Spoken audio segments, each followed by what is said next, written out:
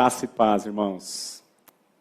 É com muita satisfação, com muita alegria que eu estou aqui hoje com os irmãos para compartilhar um pouco da palavra de Deus sobre um assunto que eu gosto muito, que é a família. Eu sempre fui um cara família, mas depois que eu conheci o Senhor, eu passei a desfrutar imensamente desta dádiva que Ele nos concedeu, que é a família. De modo que, para mim, é realmente uma grande alegria poder tratar desse assunto com os irmãos, para que nós cresçamos juntos, conheçamos um pouco mais da palavra do Senhor no que diz respeito à família. Existe um salmo que é um dos meus prediletos, que é o Salmo 127, que diz que os filhos são herança do Senhor. Que os filhos são como flechas na mão do guerreiro. Esses são os nossos filhos, os filhos da mocidade. E que a mesmo Salmo diz que é bem-aventurado o homem que enche a sua aljava de filhos. A aljava é aquele cesto onde o guerreiro coloca as flechas. E de acordo com esse texto bíblico, eu me considero um homem extremamente bem-aventurado. Eu tenho, pela graça de Deus, 3 filhos maravilhosos que eu amo. E eu tenho mais uma filhinha no forno, que deve chegar em setembro, que eu já amo profundamente. Então, se encher a aljava de filhos é uma bem-aventurança, eu sou um homem bem-aventurado. E, ao mesmo tempo, irmãos, eu sou cristão. Eu sou um pecador que foi alcançado pela graça. E diante disso, eu faço a pergunta para vocês. Qual é o objetivo da paternidade cristã?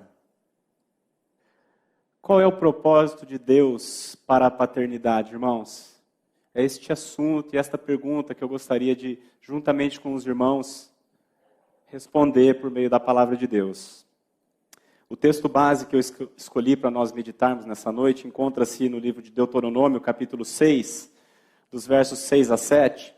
Mas antes de nós irmos ao texto principal de Deuteronômio, eu gostaria, mesmo que de um modo breve e introdutório, fazer uma breve meditação no texto base desta conferência, que é o texto que o irmão Mário leu há pouco, o texto de Jesus, as palavras de Jesus em Mateus capítulo 7, e eu vou ler do 24 ao 27, é todo esse trecho em que Jesus cita essa palavra, e é uma parábola que ele nos conta. Jesus, ao final do Sermão do Monte, o seu sermão mais conhecido, ele encerra o Sermão do Monte com esta parábola. Se o irmão tiver a Bíblia em casa, eu convido o irmão a abrir a Bíblia. Provavelmente também vamos estar projetando o texto no seu monitor. Mas vamos acompanhar a palavra que diz assim. Eu vou ler do 24 ao 27. Todo aquele, pois, que ouve estas minhas palavras e as pratica, será comparado a um homem prudente que edificou a sua casa sobre a rocha. E caiu a chuva, transbordaram os rios, sopraram os ventos e deram com ímpeto contra aquela casa que não caiu, porque fora edificada sobre a rocha. E todo aquele que ouve estas minhas palavras e não as pratica, será comparado a um homem insensato que edificou a sua casa sobre a areia. E caiu a chuva, transbordaram os rios, sopraram os ventos e deram com ímpeto contra aquela casa e ela desabou, sendo grande a sua ruína. 2 homens, uma única palavra. 2 casas e uma única tempestade. Um homem e a sua casa resistiram à tempestade, ao passo que o outro homem e a sua casa sucumbiram a ela. Qual é o ensino de Jesus com essas palavras? Para nós entendermos o texto, irmãos, nós precisamos entender o contexto. como eu mencionei há pouco, Jesus profere essa parábola ao final do Sermão do Monte, que é o sermão mais extenso, são as palavras mais extensas de Jesus que você encontra na Bíblia. São 3 capítulos no Evangelho de Mateus, capítulo 5, 6 e 7. E no encerramento, ele profere essas palavras. E o que ele falou ao longo de todo o Sermão do Monte? Ele fez não outra coisa, senão uma dura crítica aos fariseus. E quem eram os fariseus, irmãos? Eram homens que conheciam a Bíblia, mas não a praticavam. Qual é, então, o ensino de Jesus com esta parábola?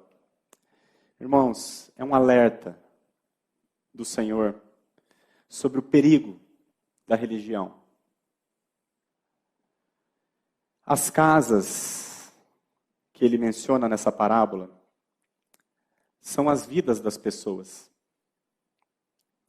2 casas que você olhando por fora são iguais uma à outra. O que você não consegue ver é o fundamento, mas por fora elas são iguais. E essa chuva que ele diz na parábola, o que significa, irmãos? É o dia do juízo final. Veio a chuva, transbordaram os rios, sopraram os ventos e deram com ímpeto sobre as 2 casas.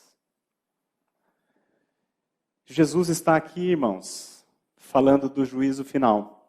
E como eu posso ter certeza disso? Como nós podemos... da onde a gente tira isso? Do trecho imediatamente anterior. No versículo 21, se você pegar aí na sua Bíblia, você vai ler que Jesus diz assim: nem todo aquele que me diz Senhor, Senhor, entrará no reino dos céus, mas aquele que faz a vontade do meu Pai que está nos céus. Muitos naquele dia hão de dizer-me, Senhor, Senhor, porventura não temos nós profetizado em teu nome? E em teu nome não expelimos demônios, e em teu nome não fizemos muitos milagres? Então lhes direi explicitamente, nunca vos conheci. Apartai-vos de mim, vós que praticais a iniquidade. E aí ele entra na parábola. Todo aquele, pois, que ouve estas minhas palavras e as pratica, é semelhante a um homem prudente que edificou a sua casa sobre a rocha. Irmãos, o que é ouvir e praticar? O que é ouvir a palavra de Deus e praticá-la? Jesus está falando aqui da obediência interior. A obediência que procede do coração. Ouvir a palavra de Deus e praticá-la, nada mais é, irmãos, do que ter prazer na lei de Deus. Gostar do que Deus gosta. E isso só é possível, irmãos, através da regeneração. Somente quando Deus dá para o homem um coração como o dele, somente quando isso acontece, o homem é capaz de não só ouvir, mas praticar a palavra de Deus. E o que significa, irmãos, ouvir e não praticar? Ouvir a palavra de Deus e não praticar, nada mais é do que a obediência exterior. Um nome mais moderno para isso é a religião. E esse é um alerta de Jesus a todas as pessoas que ouvem a palavra, ou seja, que são frequentadores de igreja. Jesus está aqui exortando a todos aqueles, eu, você, todos aqueles que são ouvintes da palavra de Deus, a sermos não apenas ouvintes, mas praticantes. A gente tem uma tendência quando a gente fala de religião, a gente pensar em outras comunidades, em outras denominações que têm doutrinas diferentes da nossa. Não é isso que Jesus está falando aqui, irmãos. Os fariseus eram os maiores conhecedores da Bíblia. E foi justamente contra os fariseus que Jesus mais investiu o seu tempo. Conhecer a Bíblia, irmãos, frequentar o templo, chamar Jesus de Senhor, tudo isso é muito bom, é importante. Mas quem não nascer de novo, não pode ver o reino de Deus. Então, de maneira muito breve, irmãos, esta parábola que Jesus conta, o propósito principal dele é nos ensinar que uma religiosidade externa não muda nada a sua condição diante de Deus. O que muda é você ter um coração que o ame. E pelo amor que você tem por Deus, você pratica a sua palavra. E o que isso tem a ver com a paternidade cristã? Eu te devolvo com uma pergunta. Qual é o seu maior desejo para os seus filhos? Qual é o teu sonho? Qual é o teu objetivo? O que você quer que os seus filhos tenham?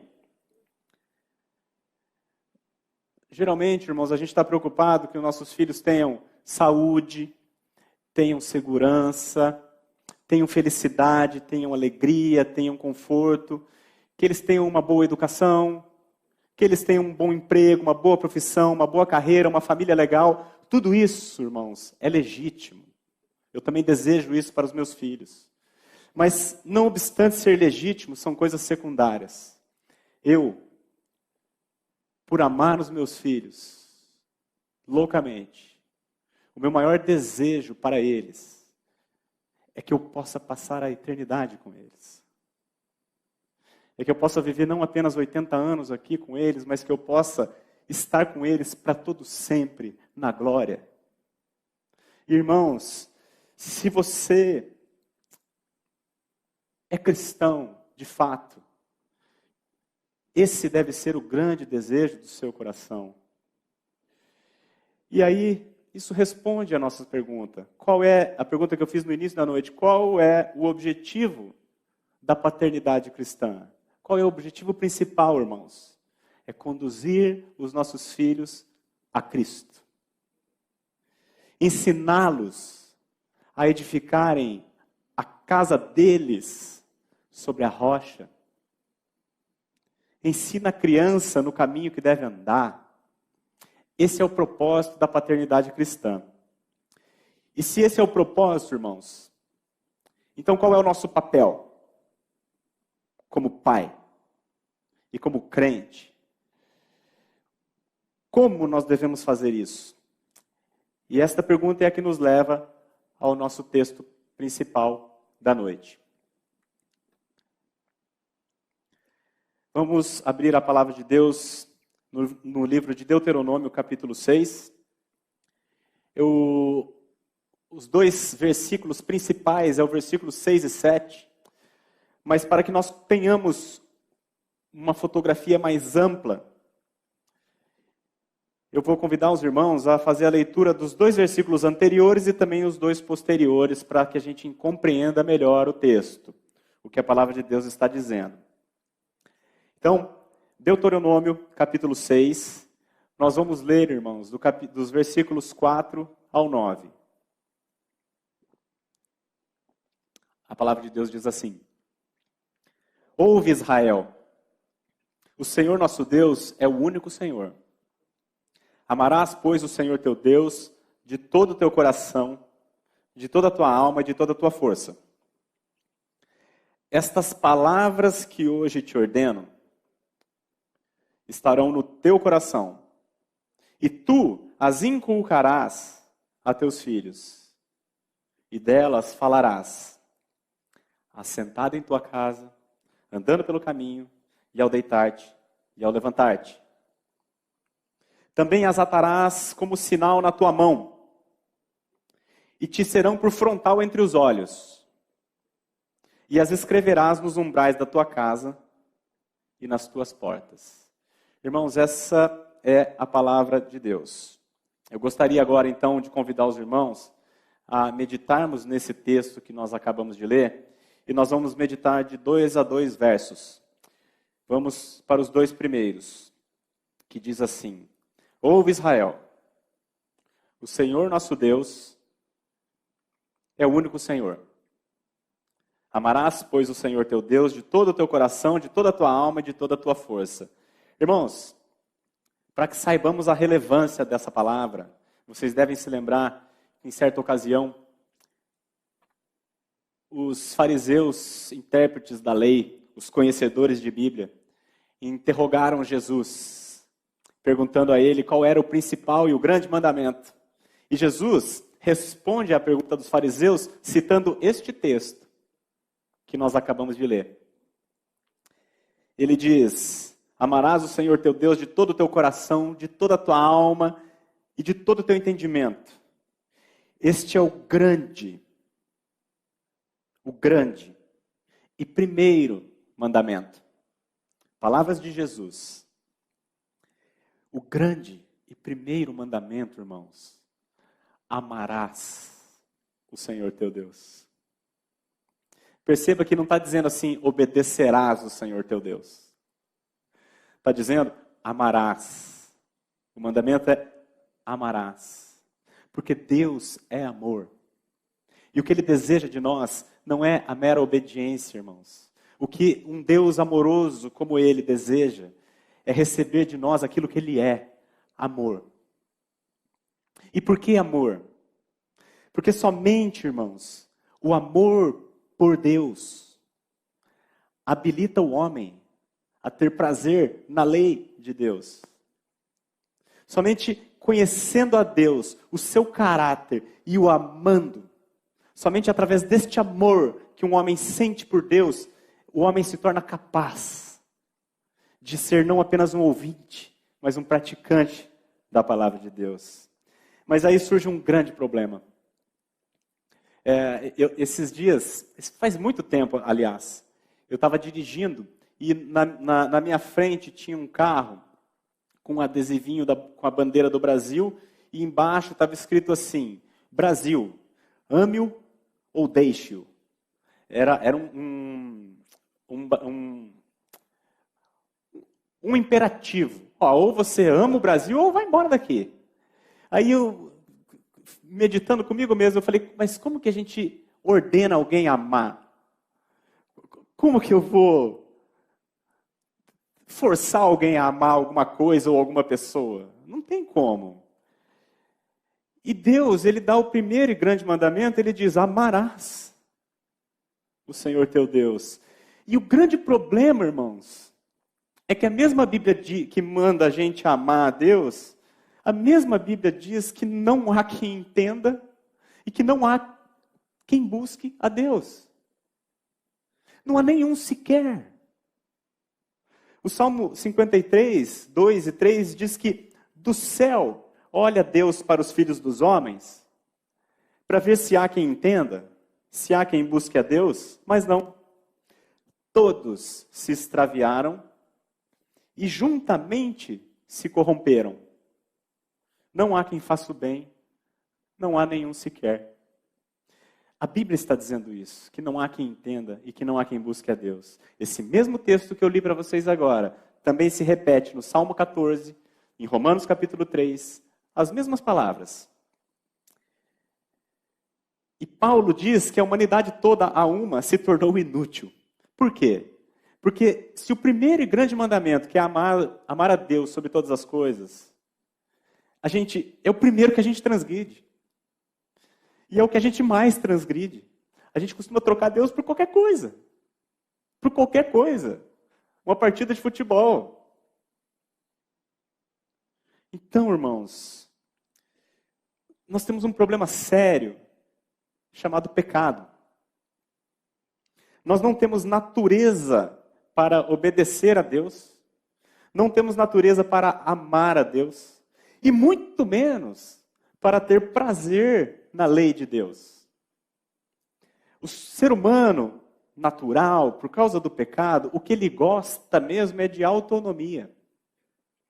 A palavra autonomia, nomia é lei. E auto é a minha lei.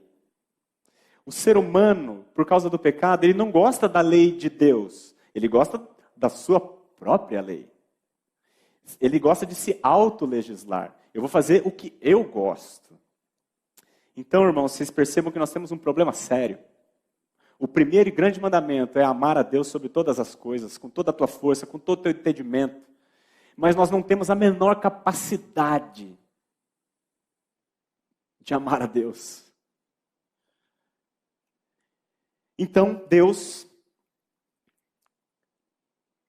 na sua infinita graça, Ele traz para nós, Ele desce a nós, com a solução para este problema insolúvel para os seres humanos. E a solução de Deus para o homem se chama Evangelho. O que é o Evangelho, irmãos? O Evangelho é muito simples. Nós fomos criados por Deus para adorar a Deus, para glorificar a Deus, para obedecer a Deus e para desfrutar de Deus para sempre. Este é o propósito de Deus ao criar o homem. Mas o homem, por causa do pecado, se rebelou contra Deus e não quer saber de Deus. Ou seja, que o homem merece é a ira de Deus. Mas a Bíblia diz que Deus amou o mundo de tal maneira que Ele deu o seu Filho unigênito, para que todo aquele que nele crê, não é todo aquele que obedeça, mas é todo aquele que nele crê, não pereça, mas tenha a vida eterna. Irmãos, o que foi a cruz de Cristo? Foi a maior demonstração da história do universo e da humanidade.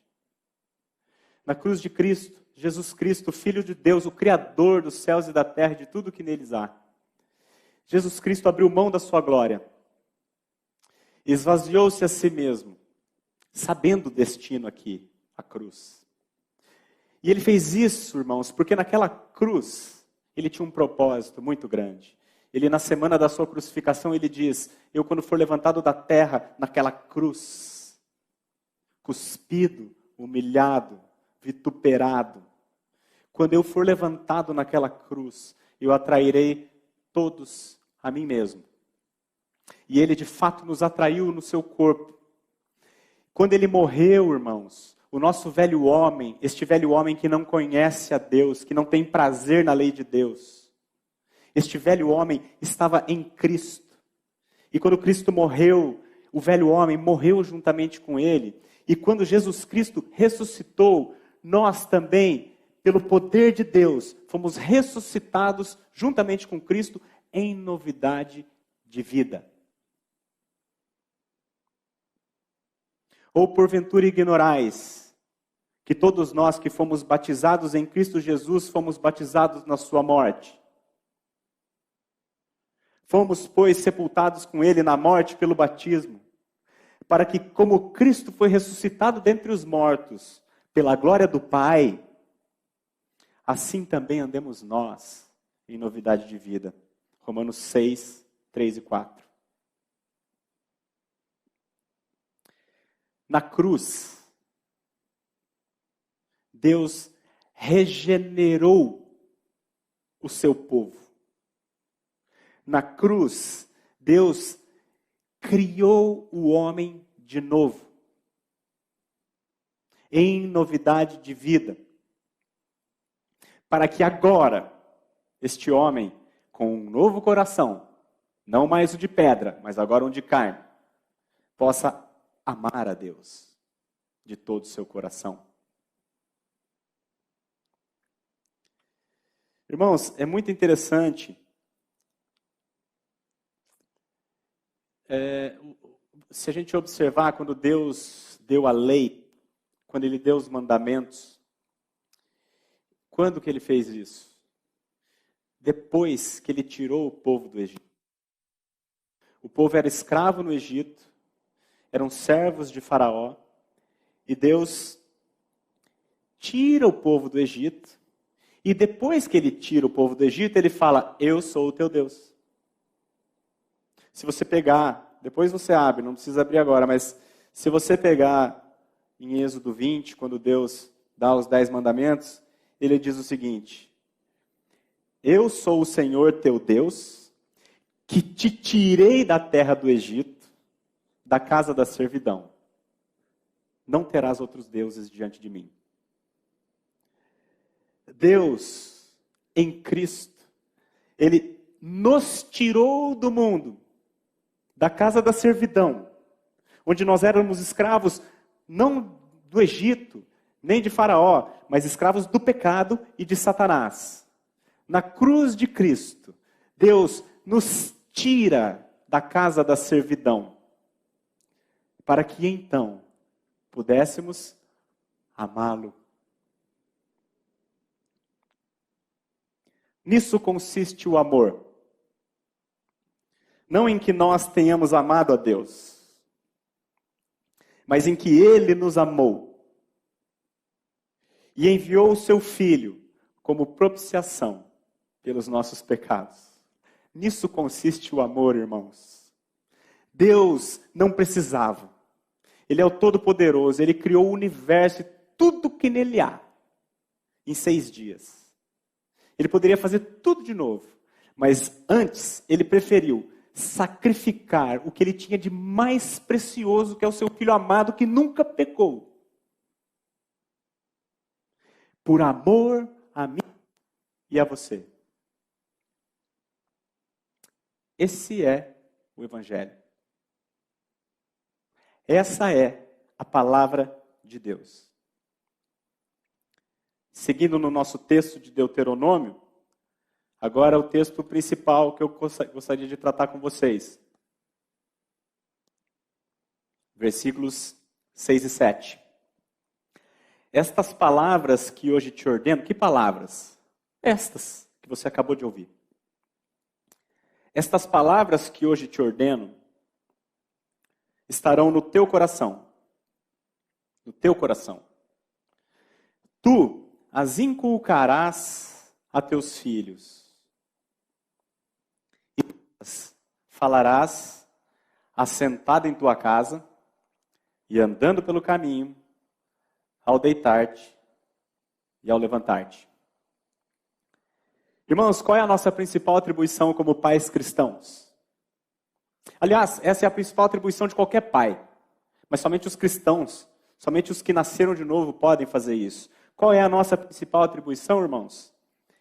Inculcar a palavra de Deus nos nossos filhos. Ensina a criança no caminho em que ela deve andar, diz a palavra. Esse papel, essa atribuição é nossa. Porque os filhos não são nossos, mas são herança do Senhor para nós. Você já viu com certeza já ouviu um versículo muito conhecido de Atos 16, 31, que está escrito assim, crê no Senhor Jesus e será salvo tu e tua casa.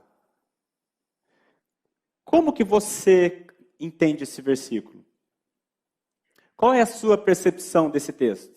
Crê no Senhor e será salvo tu e tua casa. Recentemente, eu fui num velório, eu fiquei sabendo que o pai de um amigo meu, um amigo que eu trabalhei há muitos anos atrás, o pai dele havia falecido, eu fiquei sabendo, e aí eu fui até no velório. Chegando lá, eu perguntei a ele, em determinado momento, a gente estava conversando, eu perguntei a ele, teu pai conheceu o Senhor? Teu pai cria no Senhor? Ao que ele me respondeu, ele não, mas a minha mãe é uma mulher de fé. É uma mulher que ora muito. Não adianta nada, irmão. A fé é individual. O irmão Mário citou esses tempos atrás, acho que o Maurício também citou, uma frase da Cota. A Cota diz que ninguém chega de van no céu. Eu crio e a minha casa inteira automaticamente vai comigo. Não é assim, irmãos. O que esse versículo aqui está dizendo? Não existe tal... a fé é individual. Se assim não fosse, irmãos, Isaac teve 2 filhos, Esaú e Jacó. Um foi salvo, o outro não. O sacerdote Eli, um homem de Deus, seus 2 filhos, Ofni e Finéias, pereceram.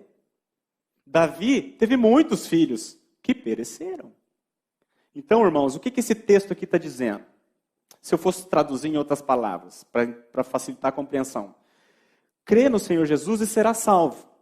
E isso serve tanto para você quanto para a tua casa. É isso que o texto está dizendo. Lembra, irmãos, que não há quem entenda e não há quem busque a Deus? Isso inclui os seus filhos. Inclui você. Inclui toda a humanidade. Você ama seus filhos? Eu tenho certeza que sim. Você gostaria de passar a eternidade com eles? Eu tenho certeza que sim. Então, pregue a palavra para os seus filhos. Ensine o evangelho para os seus filhos. Agora tem uma premissa importante, que o próprio texto diz: estas palavras que hoje te ordeno estarão no teu coração, e tu as inculcarás. Ela primeiro, irmãos, precisa estar no teu coração. Ninguém dá o que não tem. A palavra de Deus está no seu coração? Ou ela está apenas na sua mente? Você é um homem prudente, que não é apenas um ouvinte, mas também um praticante da palavra? Você já teve o seu coração trocado? Você tem prazer na lei de Deus? Ou você é simplesmente um frequentador de templo? Simplesmente um conhecedor de versículo? Você já nasceu de novo? Você já ganhou a dimensão da vida eterna? Você já creu no Evangelho? Você já se arrependeu de quem você é?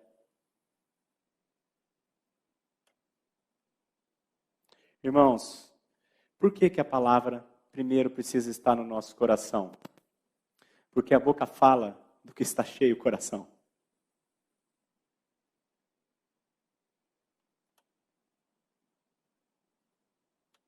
Eu criei, por isso falei. Nós cremos, por isso também falamos, diz o texto.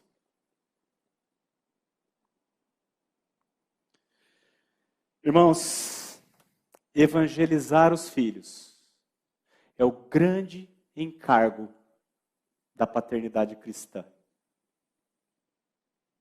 A grande missão sua, pai, é conduzir os seus filhos à pessoa de Jesus Cristo. Você já parou para pensar, irmãos, que a confiança que os nossos filhos têm em nós, pais, é um dom de Deus? Você parou para refletir que o teu filho, ele nasceu confiando cegamente em você?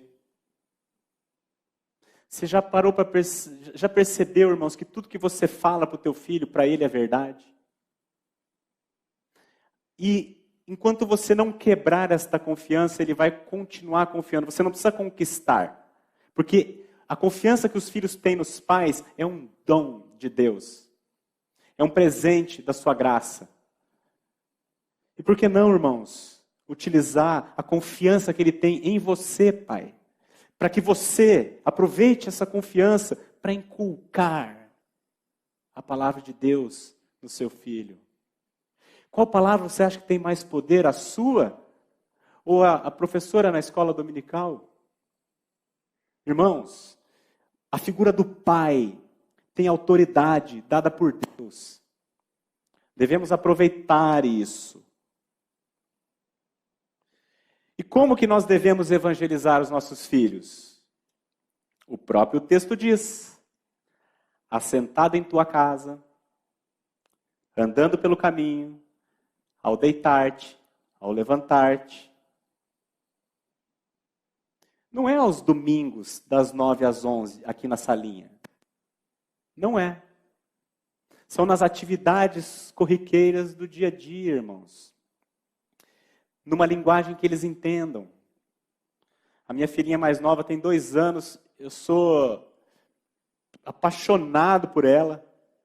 Ela é linda. Os irmãos que estão aqui sabem disso. Ela é linda.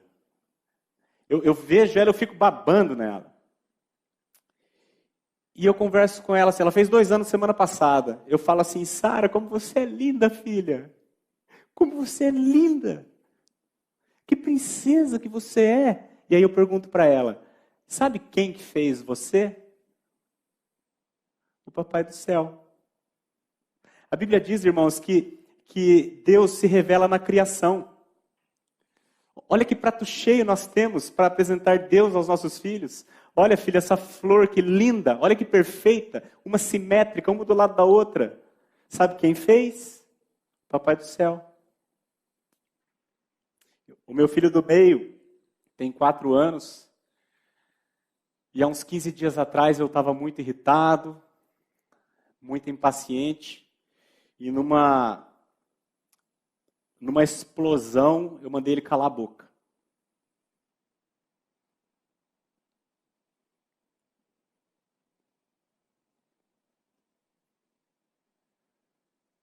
Depois eu chamei ele.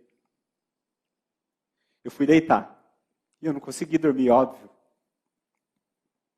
Eu levantei, fui até o quarto dele, abracei ele. E eu pedi perdão a ele. Eu falei, Davi, o papai pecou. Porque eu sou um pecador. E eu quero que você me perdoe. Eu sou um pecador. E Jesus morreu para salvar o papai. E Jesus já trocou o coração do papai, e Jesus está ensinando o papai a ser mais parecido com ele. Mas eu quero que você, enquanto isso não acontece, enquanto eu não sou igual a Jesus, você me perdoa? Irmãos, eu evangelizei o meu filho, de 4 anos. Eu gosto de ler a Bíblia para as crianças e eu leio todos os textos. Falo de guerras, as guerras que tiveram no passado. E esses dias o meu filho mais velho, de 6 anos, ele perguntou, papai, por que antes tinha tanta guerra e agora não tem mais? Por que agora não tem mais os carros, os cavalos, e flecha e tudo mais? Eu falei, filho, tem guerra todos os dias, aqui na nossa casa. Quando você briga com o seu irmão, o que está acontecendo? É uma guerra. Um coração egoísta, junto com outro coração egoísta, ninguém consegue dividir, e vocês começam a brigar e até batem um no outro. O que é isso? É uma guerra. Por que Jesus teve que morrer, Caio? Por causa disso. Então, irmãos, como é que a gente evangeliza os nossos filhos? No dia a dia. Andando pelo caminho, ao deitar, ao levantar. Nas atividades corriqueiras do dia a dia. Não é trazer o cara aqui, domingo, uma vez por semana, para ele ouvir 2 horas ali uma historinha da Bíblia. Tu as inculcarás a teus filhos, é o que a palavra diz. Irmãos, Satanás, ele é mais esperto que nós. Porque ele, quando olha para a palavra de Deus, ele sabe da eficácia que ela tem. E ele faz segundo a orientação da palavra. Aqui diz que se a gente, nas atividades do dia a dia, o tempo todo, a gente vai falando da palavra, a gente vai inculcando ela nos nossos filhos. Então o que Satanás faz? A mesma coisa. Todos os dias, ele vai inculcando na cabeça dos nossos filhos as coisas do mundo. Todos os dias. o meu filho mais velho, quando ele não tinha nem 2 anos, ele estava aprendendo a falar. Nós passamos do lado de uma pizzaria na Avenida Higienópolis que tinha um Papai Noel enorme, inflável, era dezembro. Ele mal sabia falar, ele olhou o Papai Noel, falou assim, papai, ó, Natal. Por quê? Porque o mundo, insistentemente, ao ele deitar, ao ele levantar, andando pelo caminho, onde quer que ele vá, na escola, em qualquer lugar que ele vai, o mundo vai dizer que Natal não é o nascimento de Jesus.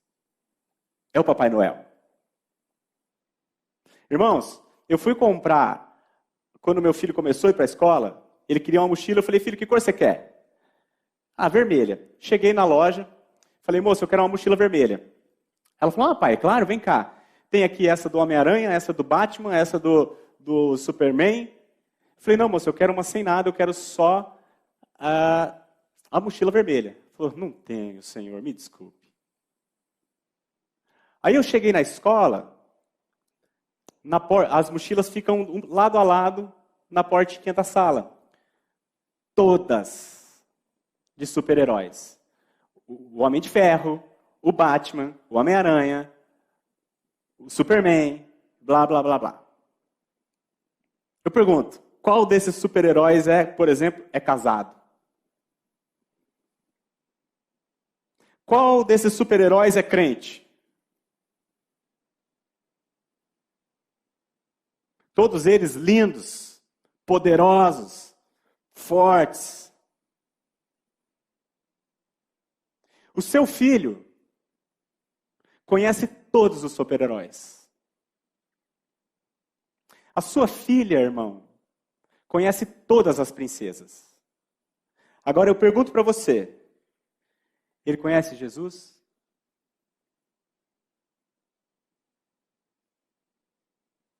Ele sabe quem foi Pedro? João? Isaías? Irmãos, é sério.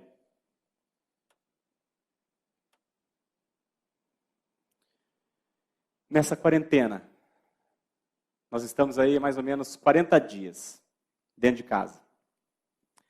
Você teve tempo suficiente com o seu filho. Você aproveitou esse tempo? Ou você entregou o tablet na mão dele para ele aprender mais do Batman?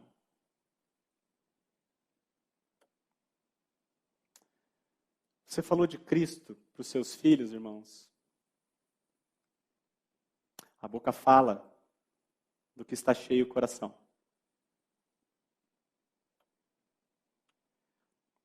A Bíblia diz assim, não saia da vossa boca nenhuma palavra torpe, mas unicamente a que for boa, para a edificação. E assim, transmita graça aos que a ouvem. Temos remido o tempo com os nossos filhos?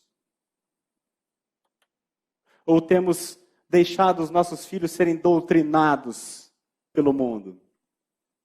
A criança nem nasce, já tem time de futebol, já você monta o quarto dele com o time de futebol. Sério, irmãos. A Bíblia diz também, não vos conformeis com este século. Não tomem a forma deste mundo, mas sede transformados pela renovação do vosso entendimento. Como que a gente renova o nosso entendimento, irmãos? Na palavra de Deus. Habite ricamente em vós a palavra de Cristo. A orientação da Bíblia. Enchei-vos do Espírito e falai entre vós com salmos.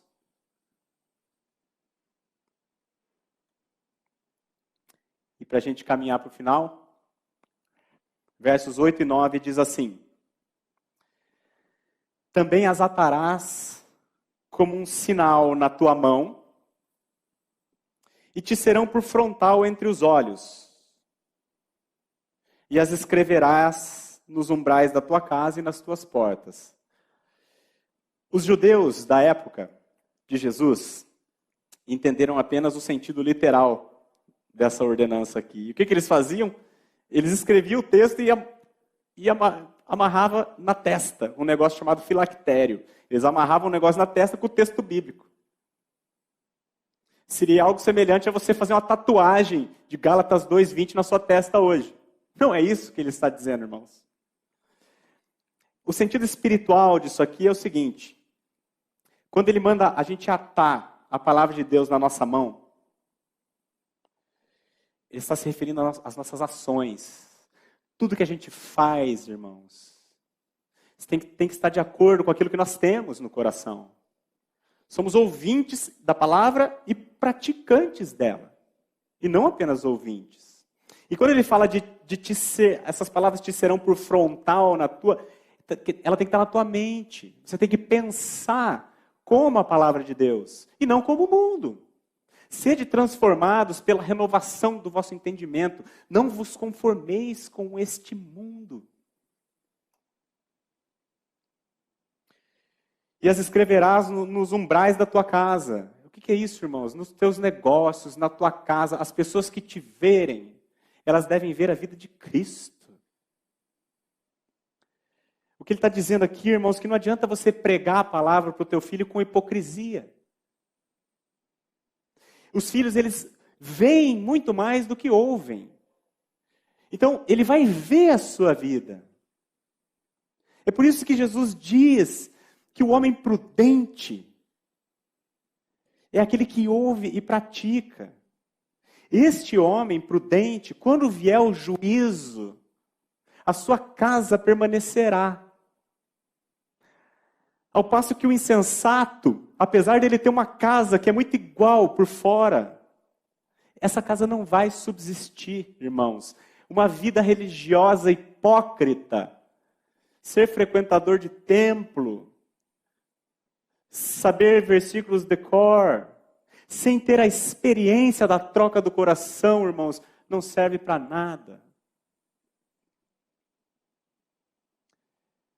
Você lembra, inclusive, em Apocalipse 13, quando eles falam da marca da besta? É interessante que ela marca também na testa e na mão. A marca da besta, irmãos, pelo menos na minha forma de crer, nada mais é do que as pessoas mundanas, que pensam como o mundo e agem como o mundo. A palavra aqui está nos orientando a nós pensarmos como Deus, segundo a sua palavra, e agirmos como tal. Então, irmãos, para nós concluirmos, uma das minhas maiores gratidões a Deus, eu agradeço muito ao Senhor pelo privilégio dele ter alcançado a mim e a minha esposa, quando o meu primeiro filho ainda era um bebê de peito. Porque eu tenho o privilégio, irmãos, de poder pregar a palavra para meus filhos quando eles são ainda o barro mole, quando a gente consegue moldar. E eles confiam em mim. Irmãos, a gente fica procurando um monte de história fantástica por aí. Homem de Ferro, Batman, não tem nenhum problema, tá? Não tem problema. Eu não estou aqui condenando quem assiste. Só estou querendo dizer o seguinte, a gente não precisa desse tipo de fantasia. Eu creio que o Senhor fez a Bíblia, inclusive pensando nisso, Ele fez a história pensando nisso. Quer história mais divertida para você contar para o teu filho do que Abraão sendo velho, virando pai? Ou Moisés abrir o mar?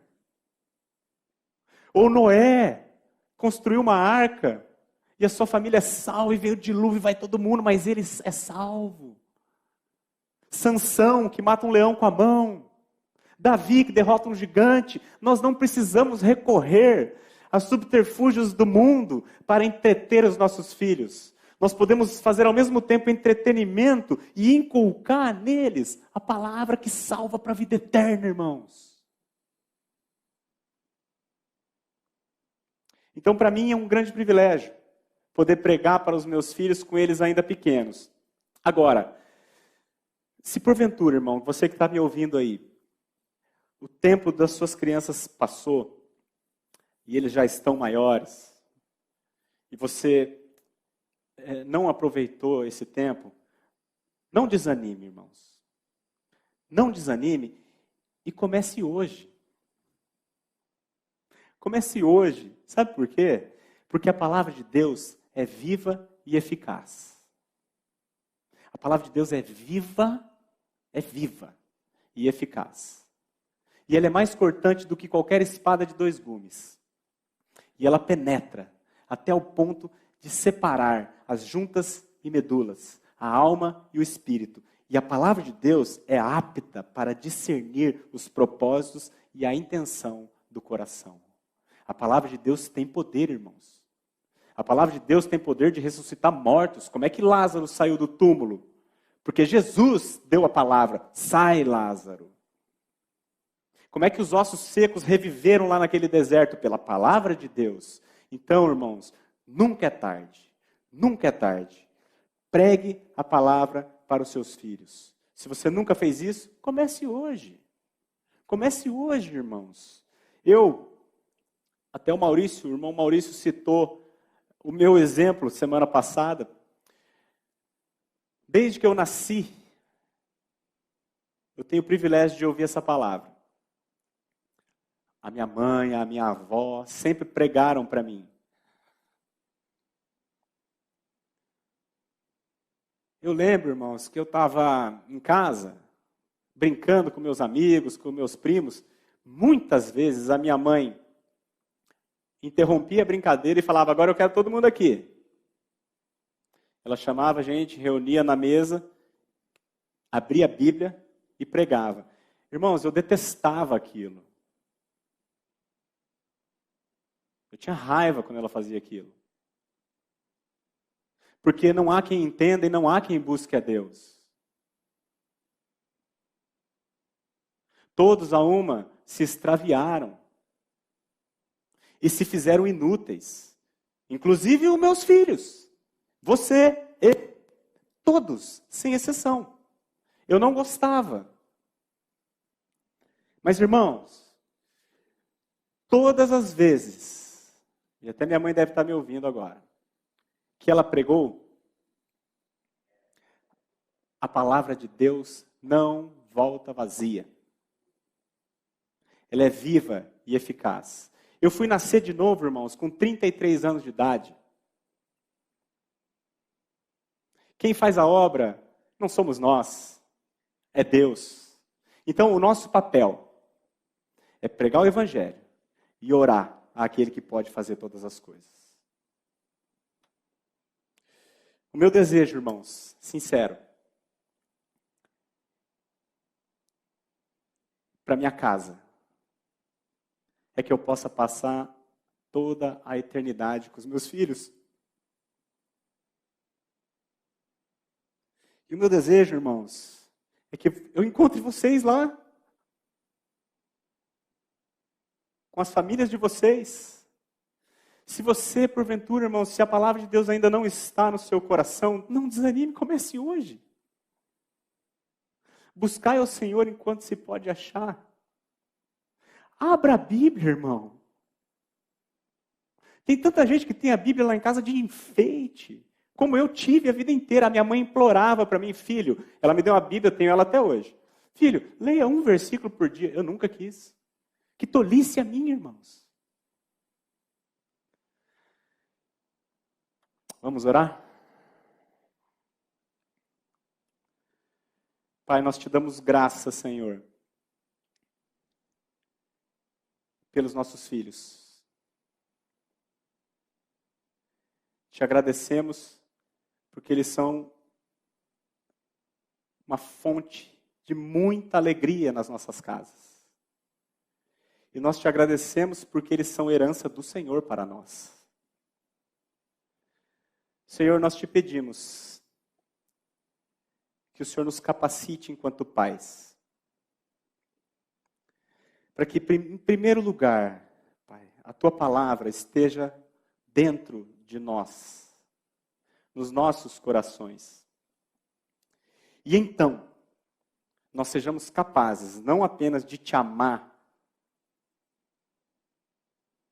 mas também de inculcar estas palavras aos nossos filhos. Pedimos, Senhor, que o Senhor tenha misericórdia das nossas casas e que nenhum dos nossos filhos se perca. E nós nos colocamos à tua disposição para que o Senhor nos habilite primeiro e depois nos utilize na expansão da tua obra. Para que os nossos filhos, Senhor, sejam homens e mulheres que te tornem conhecido neste mundo que jaz no maligno. E que o teu Filho Jesus Cristo granjeie glória na terra por meio das nossas famílias. Nós esperamos que o Senhor atenda essa oração, porque nós a fazemos em nome de Jesus. Amém. Amém, irmãos. A Livraria PIB Londrina procura selecionar cuidadosamente seus títulos e autores a fim de oferecer um conteúdo alinhado com o Evangelho de Jesus Cristo. Bíblias, livros de teologia, devocionais, literatura infantil, biografias, comentários bíblicos e muito mais. Dispomos também de um acervo de CDs e DVDs das mais de 5.000 mensagens ministradas na Primeira Igreja Batista em Londrina. Visite a Livraria PIB Londrina e conheça ainda mais. Livraria PIB Londrina, de segunda a sexta, das 13h30 às 18 horas. Endereço na Avenida Paraná, 76A, próximo ao Calçadão, bem no centro de Londrina. Ligue para 3372-8921 ou acesse o site www.livrariapiblondrina.com.br.